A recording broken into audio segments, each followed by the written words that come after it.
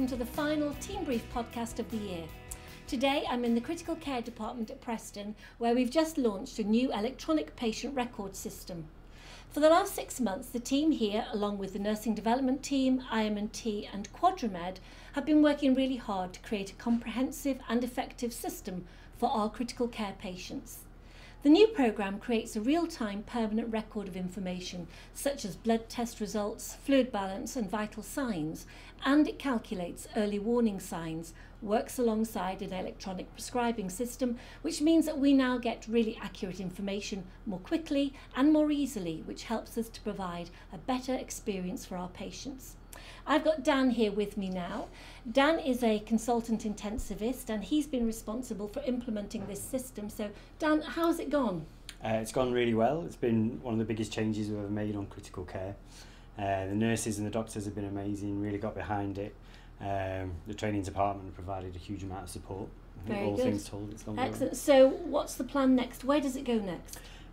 So the prescribing will be introduced next year around summertime, and we're looking at rolling out to renal, women and children's and oncology. Fantastic. So you can see the plan now is to roll the system out across the whole organisation. Keep an eye out for further updates. A huge well done to the team here for working so hard to resolve any teething problems. That'll help us as we introduce the system in other areas. I'm delighted to tell you that our senior research midwife, Katrina Rigby, has won a National Research and Innovation Award for her work in a number of our clinical trials, and in particular in reducing the number of stillbirths. Well done, Katrina. And while we're talking about awards, entries are now open for next year's Quality Awards. They're open to all clinical and non-clinical staff that have introduced or developed an innovation or improvement within your team or department. Details of the categories are on the intranet, and you have until the 29th of January to submit your entry, so good luck. Now, I just want to take a moment to talk about car parking. Everyone knows our car parks are exceptionally busy, and we have got to make sure that the hospital sites are safe and accessible for everyone. Parking charge notices are issued to any car that is parked in a way that infringes our parking terms and conditions. And usually this relates to parking in a manner that would cause an obstruction to pedestrians or to emergency vehicles which require frequent access to the hospital. Historically, notices have also been issued to cars parked in staff car parks that aren't displaying a valid permit. However, we have recently reviewed this practice because we became aware that notices were being issued to some staff when they had simply forgotten to collect their permit as it was renewed, or who had used a different car on the given day to the one registered with our scheme. Our intention is to ensure the car parks are safe for everyone, they're well managed, and certainly not to penalise our hard-working staff. So we're going to review the charges issued to staff who failed to display a valid permit in the circumstances described. We will write to you if your charge has been waived. A recent article in the Lancashire Evening Post implies that we're waiving all charges issued to all staff in all circumstances. This is not the case. We are only considering waiving the charges issued in the circumstances that I've just mentioned. The majority of charges have been issued to cars parked on double yellow lines, or those that otherwise cause an obstruction, or on cars that don't have a permit to park where they're parked, and those charges will still be enforced. So unless we write to you to advise a charge has been waived, you should consider that any outstanding charges are valid. The article in the press also indicates that some staff are concerned about safety and lighting. Please be assured that we are one of the first places in the country to be awarded a new accreditation for the safety, management and maintenance of our car parks. And we've also been awarded the Safer Parking Mark for the 6th year in a row. No car crime or other suspicious incidents have been reported about any of our car parks in recent years. All our car parks, with the exception of the multi-storey at Chorley and Car Park H at Preston, because they are adjacent to residential areas, are lit all night. If you're worried at all about returning to your car after dark, you should park in any of the other lit car parks or contact the car park control desk team and they will arrange for security or portering staff to escort you to your car.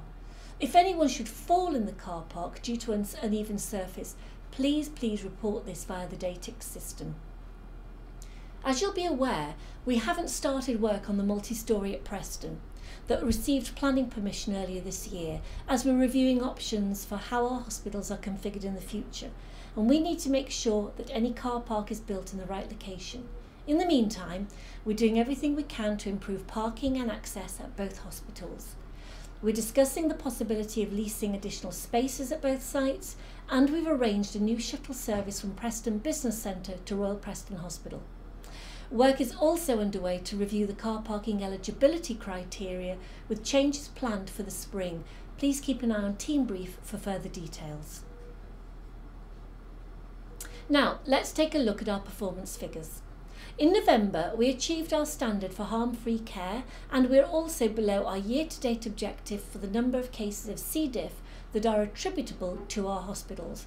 However, we did see one case of MRSA during November against a zero-tolerance policy. A review showed that it was a contaminant, not a true infection. A final decision regarding attribution is expected by the end of December. We achieved 8 of the 9 cancer standards in October, which is a good achievement, but unfortunately we missed our 4-hour standard for ED, and we also missed our target for the 18-week incomplete pathway. Unfortunately, we also received mixed feedback from our patients, friend and family survey. I know some of these figures feel disappointing. The reality is that our hospitals are extremely busy at the moment, and I know that you're all dealing with really difficult challenges. I just want to say a really big thank you to all of you for all your continuous hard work and dedication. You do a wonderful job. I'm confident with everyone's commitment we can put these figures back up to where they should be. And while we're going through a busy time, it's important that you focus on your own health and well-being. We launched our new sickness absence strategy in March, and since then we've seen a reduction in staff sickness levels month after month. However, in October we saw a considerable increase, which is a concern to us. Whilst we know that absence trends can be seasonal, last winter we had very, very high absence levels, and this put an enormous strain on our staffing levels at a time when we were also dealing with very challenging capacity pressures. As we move into winter, it is essential that we are as resilient as possible to deal with the operational pressures that we know we are going to face. Reducing absence helps us to ensure that we can deliver safe and effective care to our patients. NHS Choices have launched some great advice about keeping healthy as part of their Stay Well This Winter campaign. Please have a look. We're also urging everybody to have their flu jab. The vaccination helps to protect yourself, your loved ones and our patients. You'll find details of vaccination clinics on the flu page of the intranet, and Link nurses will also go round the wards to offer vaccinations. All staff can also visit Occupational Health to have the jab. You just need to call the number below to book an appointment. I've had mine done. It doesn't hurt. It takes 2 minutes. Please go and have it done.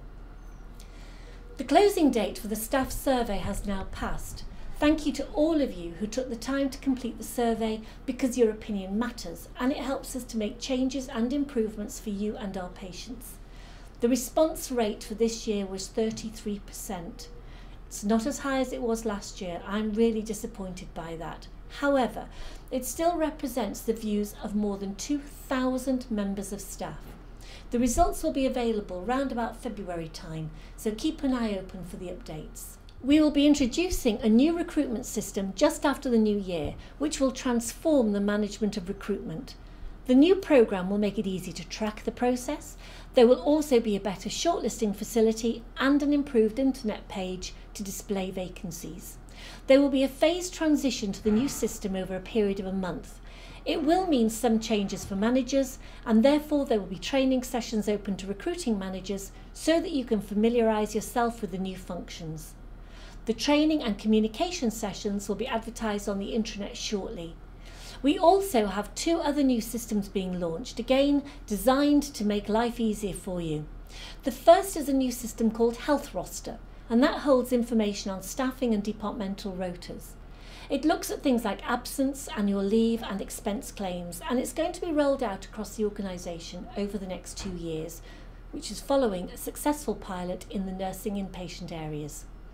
A member of the Health Roster team will be contacting each department. If you would like further information or wish to be considered as an early implementer site for the project, please contact Gemma Berry on the email below. And finally, a new type of electronic staff record is currently being launched to make it easier for you to view and update your personal information. Employee Self-Service is a national system that holds your personal and employment information. It means you can view your payslips, P60s online, along with your total reward statement and your pension details. You can also edit your own details. There's some information about how to get started on the internet. So that's it for this month and indeed this year. There won't be a team brief in January, so I'm going to be back with another update in February. All that's left for me to say is that I wish you all a very Merry Christmas and a Happy New Year. I know how hard everybody has worked this year, so I hope you all manage to enjoy the festive season, and I know that together we will make 2016 a great year for you and for our patients.